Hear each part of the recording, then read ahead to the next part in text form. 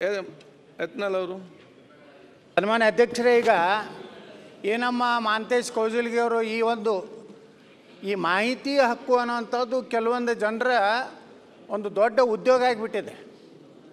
ಈಗ ಅವ್ರು ನೋಡಿಬಿಟ್ರೆ ಅವರ ಮನೆ, ಅವರ ಕಾರು, ಅವರ ಅಂತಸ್ತು ನೋಡಿದ್ರೆ ಎಲ್ಲ ಅಧಿಕಾರಿಗಳನ್ನು ಬ್ಲ್ಯಾಕ್ಮೇಲ್ ಮಾಡೋದು, ಜನಪ್ರತಿನಿಧಿಗಳನ್ನು ಬ್ಲ್ಯಾಕ್ಮೇಲ್ ಮಾಡೋದು, ಇದೊಂದು ಕಾಂಟ್ರಾಕ್ಟರ್ಗಳನ್ನು ಬ್ಲ್ಯಾಕ್ಮೇಲ್ ಮಾಡೋದು, ನಿರಂತರವಾಗಿ ಈ ಮಾಹಿತಿ ಹಕ್ಕು ಅನ್ನೋಂಥದ್ದನ್ನು ದುರುಪಯೋಗ ಇವತ್ತು ರಾಜ್ಯದಲ್ಲಿ ಭಾಳ ಆಗ್ತಾ ಇದೆ. ಮಾನ್ಯ ಸಚಿವರು ಹೇಳಿದ್ರು, ನಾವು ಅಷ್ಟು ಡಿಸ್ಮಿಸ್ ಮಾಡಿದ್ವಿ, ಇಟ್ಟು ಡಿಸ್ಮಿಸ್ ಮಾಡಿದ್ವಿ. ಆದರೆ ಆ ಮಾಹಿತಿ ಹಕ್ಕು ಕೇಳೋರ್ದು ಏನೇನಿದೆ ಅವ್ರ ಮೇಲೆ ತನಿಖೆ ಆಗಬೇಕು, ಅವ್ರಿಗೇನಾದ್ರೂ ಕಠಿಣ ಶಿಕ್ಷೆ ಆಗಬೇಕು. ಯಾಕಂದ್ರೆ ಅವರು ಭ್ರಷ್ಟಾಚಾರ ಮಾಡೋದಕ್ಕೆ ಈ ಮಾಹಿತಿ ಹಕ್ಕು ಕಾಯ್ದೆಯನ್ನು ದುರುಪಯೋಗ ಮಾಡ್ಕೊತಾ ಇದ್ದಾರೆ. ಅದಕ್ಕೆ ನಾನು ಸರ್ಕಾರಕ್ಕೆ ಆಗ್ರಹ ಮಾಡ್ತೀನಿ, ಅವ್ರ ಬಗ್ಗೆ ವಿಶೇಷ ಕಾಳಜಿ ಕನಿಕರ ಬೇಕಾಗಿಲ್ಲ. ಅವರು ಭ್ರಷ್ಟಾಚಾರದ ಪಿತಾಮಹ ಅವ್ರು ಆಗ್ತಾ ಇದ್ದಾರೆ.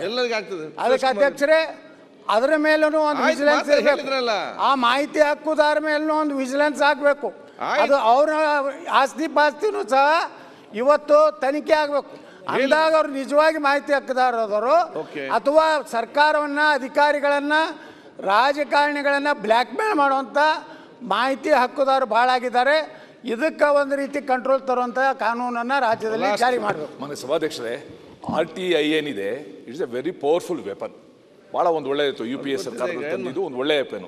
ಸಜೆಷನ್ಸ್ ಅದು ಅನ್ಫಾರ್ಚುನೇಟ್ಲಿ ಮಾಹಿತಿ ಹಕ್ಕುದಾರರ ಕಾರ್ಗಳನ್ನ ನಾನು ನೋಡ್ತೀನಿ.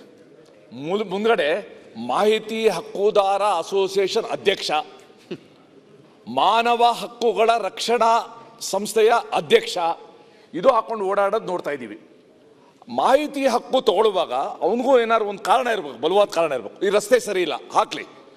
ಇಡೀ ಒಂದು ವಾರ್ಡಿನ, ಬಸವೇಶ್ವರರ ವಾರ್ಡಿನ ಯಾವ್ಯಾವ ಪ್ಲಾನ್ ಸ್ಯಾಂಕ್ಷನ್ ಆಗಿದೆ ಅಂತ ಕೇಳೋದು ಮಾಹಿತಿ ಹಕ್ಕು ಅಡಿ ಬರೋದಿಲ್ಲ.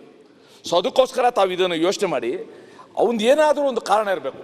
Quality of road, quality of bridge, quality of building ಕೇಳಿ ಸರ್ಕಾರದ್ದು. ಬಟ್ ಯಾರ್ಯಾರೋ ಒಂದು ಮನೆ ಕಟ್ತಾರೋ ಆ ಪ್ಲಾನ್ ಎಲ್ಲ ಕೊಡಿ, how can you ask? So ಅದಕ್ಕೋಸ್ಕರ ಆ ರೂಲ್ಸ್ ಮಾಡುವಾಗ ಅದೇನೋ ಪರಿಶೀಲನೆ ಮಾಡುವಾಗ ಇದನ್ನು ಸ್ವಲ್ಪ ಗಮನ ತಗೊಳ್ಳಿ.